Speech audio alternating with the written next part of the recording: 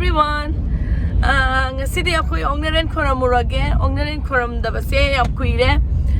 Sahi taruk hele ongnarin koram ba sata base.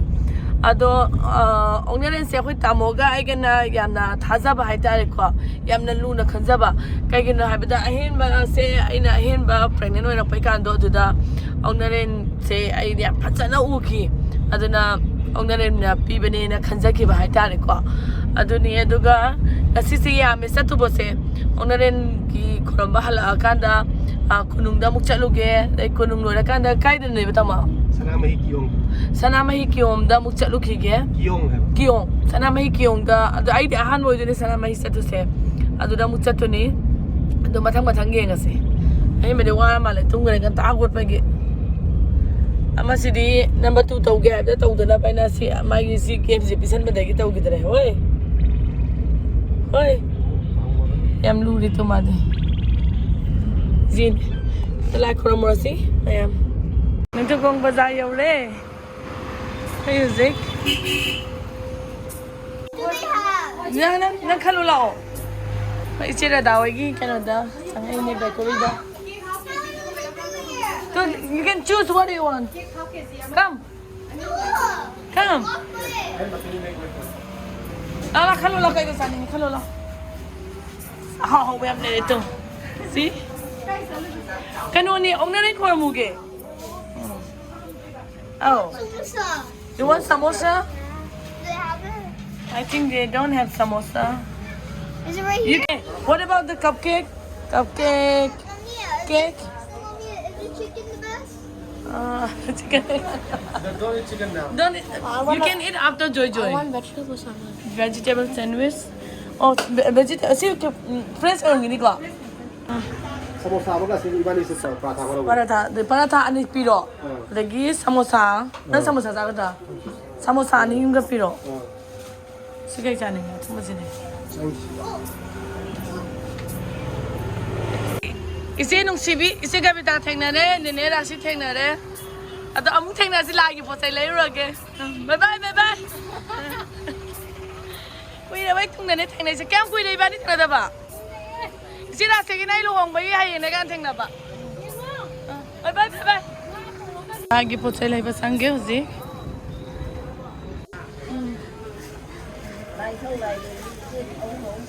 Ini ni ya, kan sembiro. Lai da kan ta lu kun la na dum taw ga ya le ko la si ka yaw gi la ka da se da pa ta la ko la yaw Sir, logo ro. Why logo ro? Basta lagi. si dai lu su na ba Inom jak bisa si masara noisa. ai si mani sanagi mani sana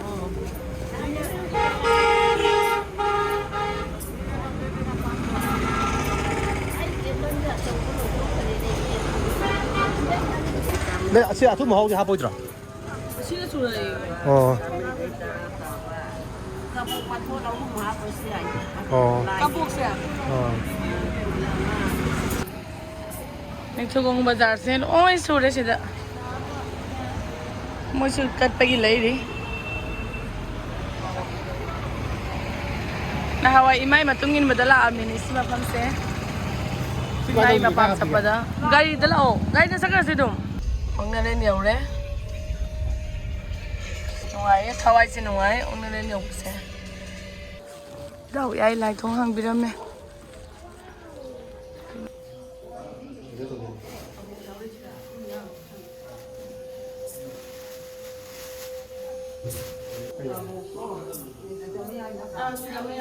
Makin happy lah teman.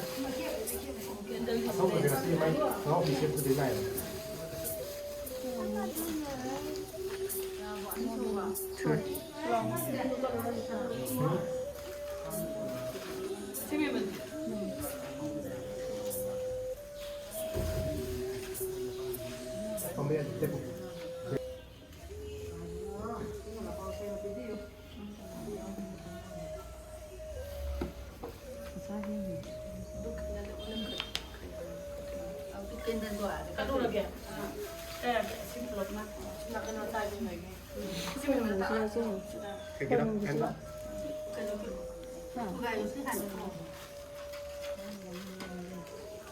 하는 똑같아. 똑같아 그런 거. 또 짱구.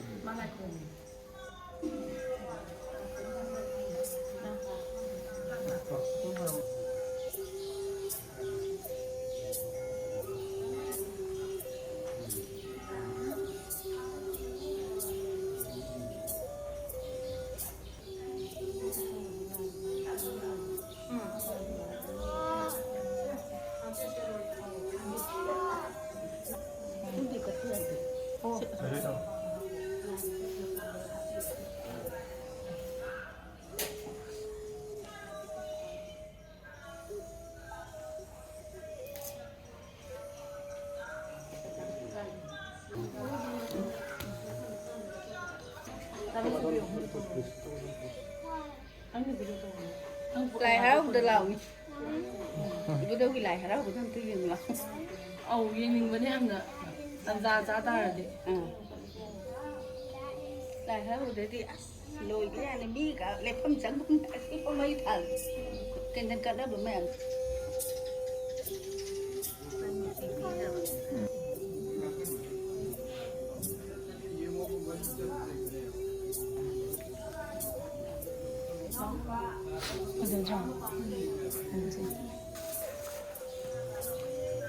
Cái bao tà kia vậy.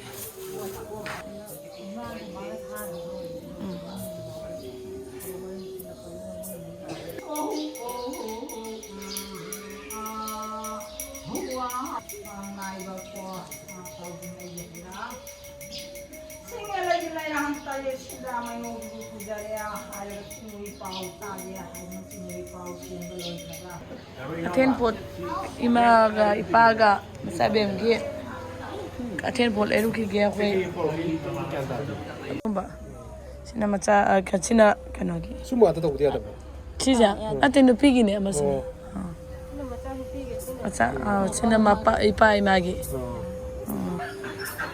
Lagi akhir podcast tiga level lain ni. ada nga asu patoni Nggak suka tuh ya?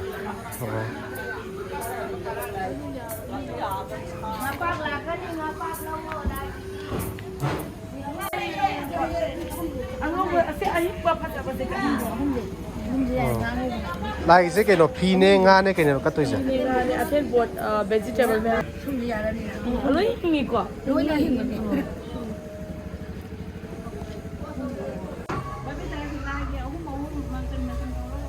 aten pot kita pausidi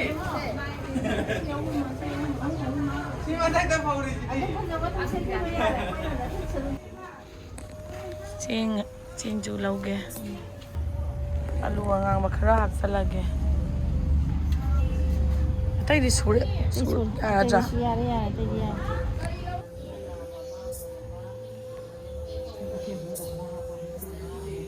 dakina amo nang dakina 피 통한 거 봐. 그러면 너. ang ubos sindala 맞아 끼지. ah 맞아요.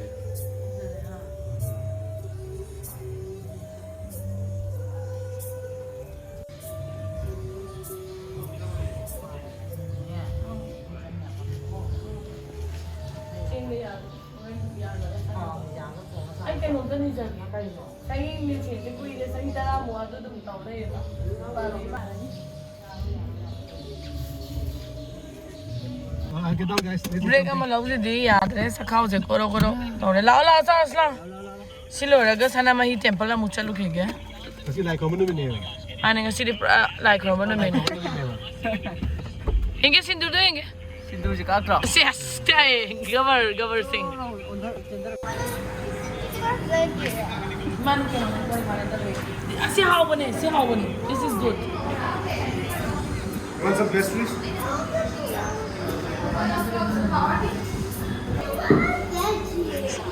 It's chicken. try to hana hayo hem of that Take out the veggie. Mukbang. You said you want to do mukbang. si mubang na de Coffee is here. how ba ang di Dulu sih saslo. Kecil. kasal mo nga mo eh Just punya ada. Rainbow nang na yang kang man ka na. Oh, that's a red. Uy, doon ka sindulo, loy rin sa boy. Namu ay video na nang nupi miyang mga nang kuy doon ka sindulo, lahat na tingnan ko na. Di, sindulo, doon nupi nga lang ba sindulo, han gibro nang tao doon nga. Em bị cái gì?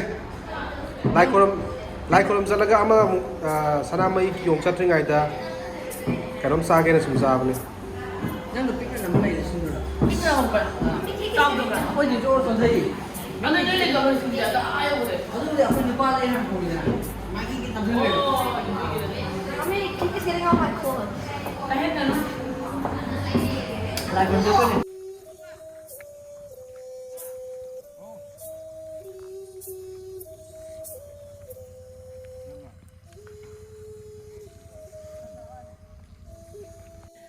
Kasi numis siyam na nungay. Kaya naharaga life from me. Am sa na tawag siyam nungay. Ahamada una rin sa lure.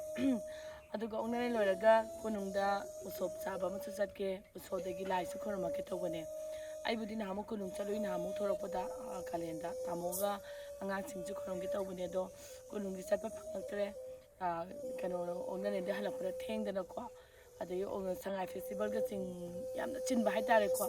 ꯑꯗꯨ ꯑꯣꯏꯇꯥꯔꯒꯁꯨ ꯉꯁꯤ ꯂꯥꯏꯊꯧ ꯁꯅꯥꯃꯍꯤ ꯀꯤꯌꯣꯡꯗ ꯂꯥꯛꯄꯁꯦ ꯌꯥꯝꯅ ꯂꯥꯏꯕꯛ ꯐꯩ ꯀꯩꯅꯣꯗ ꯑꯩꯅ photo video ꯀꯩꯀꯥ ꯎꯕꯗ ꯌꯥꯝꯅ ꯂꯥꯛꯆꯅꯤꯡꯕ ꯃꯐꯝꯅꯦ ꯑꯗꯣ ꯂꯥꯏꯕꯛ ꯐꯕ ꯍꯥꯏꯕ ꯇꯥꯔꯦꯀꯣ ꯏꯁꯣꯔꯅ ꯆꯤꯡꯁꯤꯟꯕꯤꯗꯅ ꯉꯁꯤ ꯑꯩꯅ ꯁꯤꯗ ꯇꯥꯃꯣ ꯍꯣꯏ ꯑꯗ ꯑꯩꯈꯣꯏ ꯏꯕꯨꯡ ꯍꯣꯏ ꯏꯅꯝꯃ ꯍꯣꯏ ꯃꯌꯥꯝ ꯄꯨꯟꯅ ꯇꯧꯔ ꯂꯥꯛꯄꯁꯦ ꯋꯥꯈꯜꯁꯦ ꯌꯥꯝ ꯁꯥꯟꯇꯤ ꯑꯣꯏ ꯀꯩꯅꯣ ꯍꯥꯏꯔꯒ ꯑꯩꯈꯣꯏꯒꯤ ꯂꯥꯏꯗ ꯂꯥꯏ ꯂꯩꯔꯝꯗꯧ ꯃꯥꯜꯂꯦ ꯃꯐꯝꯁꯦ ꯌꯥꯝꯅ ꯏꯪꯅ ꯒꯥꯔꯤ ꯃꯈꯣꯟ ꯇꯥꯗꯕꯤꯗ ꯌꯨꯝꯂꯛ ꯃꯔꯛꯇ ꯂꯩꯇꯕꯤꯗ ꯆꯤꯡꯁꯤꯗ ꯀꯥꯈꯠꯂꯒ ꯁꯨꯃꯥꯏꯅ ꯂꯩꯔꯝꯒꯅꯤ ꯍꯥꯏꯕꯁꯦ ꯊꯥꯖꯕ ꯉꯝꯗꯦ ꯌꯥꯝꯅ ꯏꯪꯉꯦ ꯁꯥꯟꯇꯤ ꯑꯣꯏ ꯑꯩꯈꯣꯏꯒꯤ ꯎꯆꯥꯟ ꯃꯌꯥꯝꯅ ꯀꯣꯏꯁꯜꯂꯒ ꯑꯗꯩ ꯆꯤꯡ ꯀꯥꯈꯠꯂꯒ ꯁꯨꯃꯥꯏꯅ ꯁꯥꯟꯇꯤ ꯑꯣꯏꯅ ꯂꯩꯕꯁꯦ ꯋꯥꯈꯜꯁꯦ ꯌꯥꯝꯅ ꯁꯥꯟꯇꯤ ꯑꯣꯏ ꯑꯗꯣ ꯑꯩ ꯉꯁꯤ ꯂꯥꯏꯕꯛ ꯌꯥꯝ ꯐꯔꯦꯅ ꯈꯜꯂꯦ ꯌꯥꯝꯅ ꯅꯨꯡꯉꯥꯏ ꯋꯥꯈꯜꯁꯦ ꯑꯗꯣ ꯃꯌꯥꯝꯁꯨ ꯌꯦꯡꯕ ꯂꯥꯛꯄꯤꯌꯨ ꯌꯥꯝ ꯐꯖꯩ ꯌꯦꯡꯕꯕꯨꯗꯤ ꯑꯇꯣꯞꯄ ꯌꯦꯡꯉꯝꯕꯁꯦ ꯑꯩꯈꯣꯏ ꯌꯦꯡꯕ ꯂꯥꯛꯇꯕꯁꯤꯡꯗꯣ ꯏꯁꯣꯔꯁꯦ ꯈꯣꯏꯔꯝꯕꯤꯔꯨ ꯂꯥꯎ ꯌꯥꯝꯅ ꯁꯥꯟꯇꯤ ꯑꯣꯏꯕꯅꯦ ꯁꯤꯅ ꯅꯨꯡꯁꯤꯗ꯭ꯔꯣ ꯑꯣꯀꯦ ꯁꯥꯔꯛꯏ ꯑꯗ ꯍꯥꯏꯗꯤ ꯂꯝꯍꯥꯡꯗ ꯁꯨꯃꯥꯏꯅ ꯂꯩꯕꯁꯤ ꯅꯨꯡꯁꯤꯗ꯭ꯔꯣ ꯁꯤ ꯃꯅꯨꯡꯁꯤꯗꯅꯦ ꯂꯥꯏꯊꯧ ꯁꯅꯥꯃꯍꯤ ꯂꯥꯠꯂꯤꯅꯦ ꯃꯈꯥꯁꯦ ꯕꯦꯁꯃꯦꯟ ꯃꯈꯥꯗꯁꯨ ꯑꯣ ꯃꯈꯥꯗꯅ ꯕꯦꯁꯃꯦꯟꯁꯤꯗ ꯑꯗꯣ ꯁꯤ ꯃꯊꯛ ꯃꯈꯥ ꯑꯣꯏꯕ ꯁꯤꯅ ꯃꯊꯛꯇꯕꯨꯗꯤ ꯂꯥꯏ ꯂꯩ ꯃꯈꯥꯗ ꯐꯖꯕꯅꯦ ꯃꯅꯨꯡꯗ ꯌꯦꯡꯉꯨꯁꯤ ꯂꯥꯎ ꯚꯤꯗꯤꯑꯣ ꯅꯝꯕ ꯌꯥꯗꯕꯅꯦ ꯁꯤ ꯃꯥꯁ ꯁꯤꯗꯤ ꯌꯥꯏꯑꯕꯀꯣ ꯃꯅꯤꯡꯗꯗꯤ ꯌꯥꯏꯌꯦ ꯃꯣꯏ ꯍꯥꯏꯕ ꯃꯃꯥꯡꯗꯤ ꯌꯥꯗꯦ This is the last temple.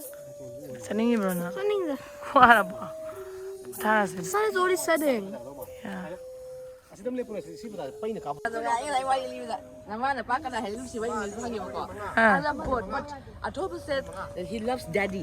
ꯁꯤ ꯕꯥꯕꯤꯁꯦ ꯁꯤꯅ ꯑꯩꯁꯦ ꯑꯩ ꯋꯥꯔꯤꯅꯤ ꯏꯪꯂꯤꯁ ꯀ ꯂꯪ ꯍꯥꯏꯅꯔꯦ Mana hai ne? ꯑꯩ ꯊꯥꯅꯤꯡꯗꯦ Ma hai ne? Ma hai ji se. I thought ꯀꯅꯥ ꯍꯥꯏꯅꯣ Atoiba, Abeli Rabalu, Abeli and Tanya are siblings eh. Photo ꯅꯝꯕꯤꯒꯦ ꯑꯩꯈꯣꯏ ꯗꯥꯅ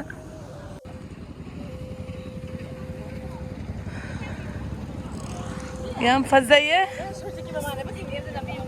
ꯀꯅꯥꯅꯣ ꯀꯅꯥꯅꯣ ꯃꯣꯏ ꯃꯃꯥꯟꯅꯕ ꯊꯦꯡꯅꯈ꯭ꯔꯦ ꯑꯐꯇꯔ 25 yearsꯇꯅꯦꯌꯦ ꯊꯦꯡꯅꯔꯤꯁꯦ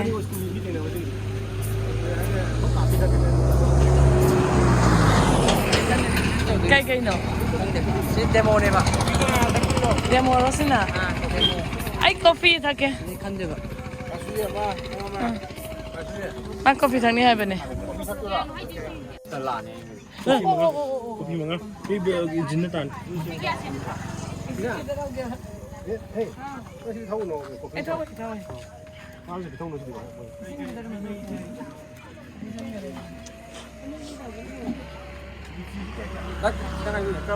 ꯑꯩ ꯏꯁꯤꯡꯒꯤꯗ ꯍꯥꯏꯕꯤꯔꯒꯦ ꯅꯠꯇ ꯂꯥꯎꯋꯦ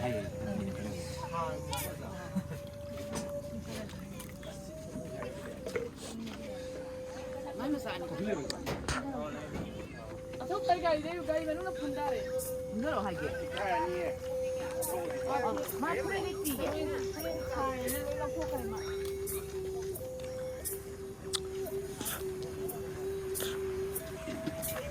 ꯑꯩꯗꯤ ꯊꯥꯔꯣꯏꯒꯦ ꯃꯔꯤꯗꯪ ꯑꯩ ꯊꯥꯅꯤꯡꯗꯦꯕ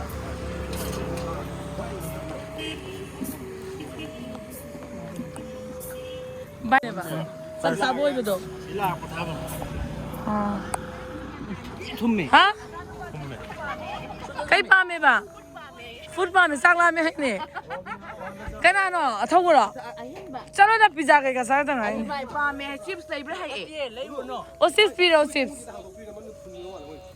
จิ๊บအတမ်းမရပဲ Chips lo pi ro. ဆော်ဒီရိုးရိုး ဟု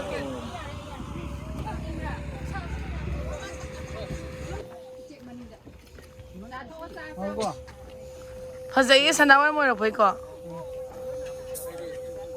2 0 1 2 3 哇 Phase Ibrahim ba. Nang photo na mira kis le po. Mali ta la ra ne. Sa ba mi ne mai si kan ta ni ne kan na te. မစားတော့မင်းလောက်တော့တာကနေ့ဆက်ခင်တော့ ဒီကလောစပ် Tam so ni nang pura na ren ni ngom ba. ဟာနဲ့အရှိကြီးနဲ့ဘုံကြီးစိတ်ထားစပရနဲ့နေငုံနဲ့တခြားလေးတာ Tam so ni na tha la ba. တာတော့ဘာသာလို့ Ya pa ne o ba wona tum hala ba. Asik mai ro. Ma. အစင်မနေယူကနာ Ai ma Phase Ibrahim okay pa to ya. Khang de ba kai no. Phase Ibrahim ba Manipur Phase Ibrahim ba. It's okay It's okay.